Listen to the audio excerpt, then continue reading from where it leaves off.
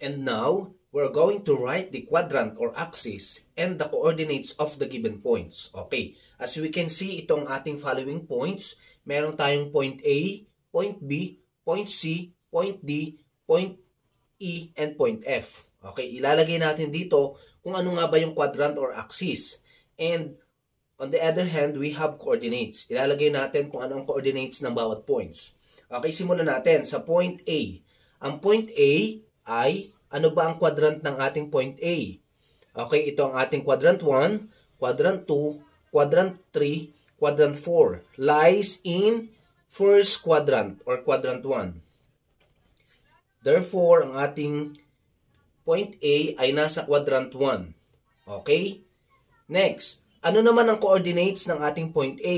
Ilalagay lang natin yung value, yung pinaka-coordinates niya. Bilangin natin, positive 1, 2, 3, 4, 5. Sa Y naman, positive 1, 2, 3, 4. So, ibig sabihin, uulitin natin, meron tayong positive 1, 2, 3, 4, 5. Meron tayong 5 sa x-axis. And sa y-axis naman, meron tayong 1, 2, 3, 4. 4. Okay, ibig sabihin ang ating coordinates ay 5, 4. Okay, next. Sa point B naman, ito ang ating point B. Ano munang quadrant niya? As we can see, wala siya sa quadrant. Siya ay nasa axis. Okay, nasa positive x-axis. Ito ang ating x, positive. Ito ang ating negative x. Ito ang ating positive y. At ito ang ating negative y. Kaya ang line na ito, ang point na ito ay nasa positive x-axis.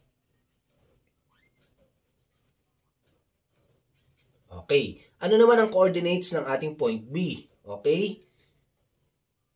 Ang ating point B ay nasa 1, 2, 3. Okay. Nasa positive 3.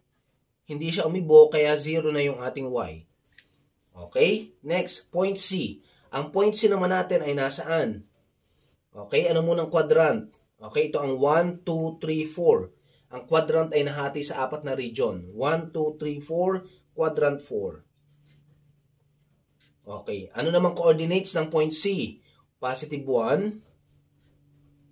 And we have 1, 2. Negative 2. Okay. Next. Point D. Ang point D, anong quadrant? Quadrant 3. Ito ang ating point D, quadrant 3. Next. Ano naman ang coordinates ng ating point D?